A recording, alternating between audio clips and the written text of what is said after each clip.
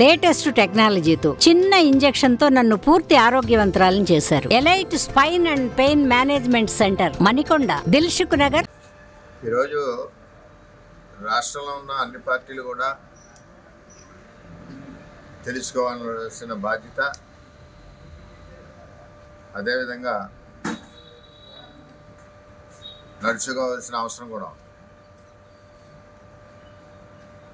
పిఠాపురం వైఎస్ఆర్సీపీ నాయకురాలు వంగా గీత నుండి అక్కడ ఇన్ఛార్జెస్ మిథున్ రెడ్డి, పద్మనాభం గారు, ఇంకా పెద్దలందరూ ఉన్నారు. వీరందరూ కూడా జగన్మోహన్ రెడ్డితో సహా మందు మీద, అవినీతి సొమ్ము మీద ఆధారపడ్డారు. సుమారు దగ్గర 2 కోట్ల మందు పిఠాపురాన్ని దొరకడం జరిగింది. అదే నిదర్శనం. అంటే వైఎస్ఆర్సీపీ ఎలక్షన్ చేయాలన్న నినాదం జగన్మోహన్ రెడ్డి గారిది, ఒక మందు డబ్బు ఉంటే అయిపోతుంది, దానికి తిరుగులేదని ఒక ఆలోచనతో వైఎస్ఆర్సీపీ పార్టీ పనిచేస్తాం. వేళ పవన్ కళ్యాణ్ గారు ఆయన కష్టార్జితం, సినిమాలు చేసుకునే సంపాదన, వేరే సంపాదన ఆయనకి లేదు. అదే జగన్మోహన్ రెడ్డి గారికి గంజా వ్యాపారం, లిక్కర్ వ్యాపారం, ఇసుక మాఫియా, మట్టి మాఫియా, రకరకాల వ్యాపారాలు వేల కోట్లతో ఉండి ఆ అవినీతి సొమ్ముతో పిఠాపురం నియోజకవర్గాన్ని ముంచేశారు. అలాగే లిక్కర్తో ముంచేశారు. కానీ ఇక్కడ తెలుసుకోవాల్సిన విషయం ఏంటంటే, జనసేన పార్టీకి సంబంధించి మేము కానీ అయినా ఎలక్షన్ కమిషన్ రూల్స్ ఏదైతే ఉన్నాయో 45 లక్షల ఖర్చు, ఆ ఖర్చుకు లోబడే మేము ఎలక్షన్ చేశాం. నిజంగా చెప్పాలంటే మా ఖర్చు అదే. మేము ఎక్కడా ఎవరికి మందు ఇవ్వలేదు, ఎవరికి లిక్కర్ ఇవ్వలేదు, ప్రలోభ పెట్టలేదు. కానీ రేపు వస్తే మీరు ఆర్థికంగా ఎలా నిలబడతారు ప్రజలు అని చెప్పి అది మట్టికి ప్రజల్లోకి నినాదం చంద్రబాబు పవన్ కళ్యాణ్ మేనిఫెస్టోని తీసుకెళ్ళాం. అంటే ఇది ఎందుకు చెప్తున్నానంటే, ఇదంతా కూడా మీరు ఎంక్వైరీ చేయొచ్చు. ఎవరికన్నా ఒక మందు సీసా తెలుగుదేశం పార్టీ వాళ్ళు కానీ, జనసేన పార్టీ వాళ్ళు కానీ ఉమ్మడి కూటమి కాబట్టి ఎవరైనా ఇచ్చినట్టుంటే మేము తలదించుకుంటామని చెప్పి తెలియజేస్తాం. అంటే ఆ విధంగా ఎలక్షన్ చేసాం. ఇదొక డిమో ప్రాజెక్ట్.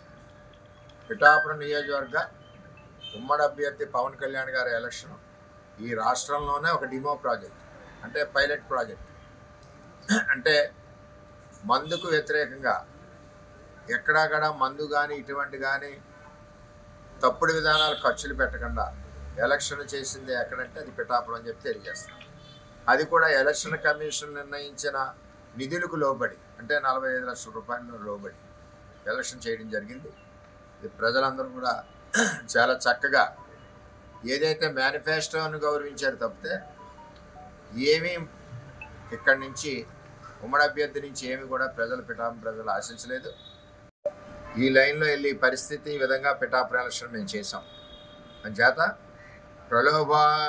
ప్రలోభాలకి లొంగ తీసుకోకుండా, ప్రలోభాలకి మనం చెప్పకుండా, మన మేనిఫెస్టో రేపు చేసి విధానాలు చెప్పి, రేపు ఆర్థికంగా ప్రజలు ఎలాగ నిలబెడతారో చెప్పి, చంద్రబాబు నాయుడు గారు, పవన్ కళ్యాణ్ గారు రాష్ట్ర వ్యాప్తంగా ఇచ్చిన మేనిఫెస్టోని కిందకి చెప్పి ఈరోజు పిఠాపురం పవన్ కళ్యాణ్ గారి ఎలక్షన్ నా చేతుల మీదుగా మేము ముందుండి నడిపించాం. కాబట్టి అందరం కలిసి జనసేన పార్టీ అవనండి, బీజేపీ పార్టీ అవనండి, ఈ విధంగా ప్రలోభాలు పెట్టకుండా, ఒక్క చుక్క మద్యం ఇవ్వకుండా ప్రభుత్వం నిర్ణయించిన విధానంలోనే పిఠాపురం ఎలక్షన్ జరిగిందని చెప్పి ఈరోజు రాష్ట్ర ప్రజలందరికీ కూడా తెలియజేస్తా ఉన్నాను. రాబోయే రోజుల్లో ఇదే విధానాన్ని రాష్ట్రం అంతా కూడా రేపు అవలంబించి ముందుకు నడిపించవలసిన ఆవశ్యకత కూడా ఉందని చెప్పి తెలియజేస్తూ, పవన్ కళ్యాణ్ గారికి ఈ రాష్ట్రంలోనే అందరికంటే ఎక్కువగా భారీ మెజార్టీతో నెంబర్ 1 స్థానంలో ఉండే విధంగా పనిచేసాం. అందరం కూడా తెలుగుదేశం పార్టీ 100కి 100 ఓట్లు కూడా జనసేన పార్టీకి ట్రాన్స్ఫర్ అయ్యాయి. దాంతోపాటుగా జన సైనికులు, బీజేపీ వాళ్ళు కూడా కలిసికట్టుగా ఓటు చీలకుండా పనిచేయడం వల్ల భారీ మెజార్టీ పవన్ కళ్యాణ్ గారికి వస్తుంది. అది కూడా రాష్ట్రంలో నెంబర్ 1 స్థానంలో ఉంటారని చెప్పి తెలియజేసుకుంటూ, ఇక్కడ పిఠాపురం ప్రజలకి పాదాభివందనం చేయాలి. ఎటువంటి ప్రలోభాలుకి లొంగకుండా ఈరోజు పవన్ కళ్యాణ్ గారికి భారీ ఎత్తున ఓటింగ్ చేసి, అంటే ఓటింగ్ సరళ పర్సంటేజ్ చెప్పేస్తుంది ఎంత ఎత్తున ఉందా. మరి ఈరోజు రాష్ట్రంలోనే అగ్రస్థానాన్ని నిలబెట్టడానికి కారకులైన ప్రజలందరికీ కూడా పేరు పేరున నా నమస్కారం.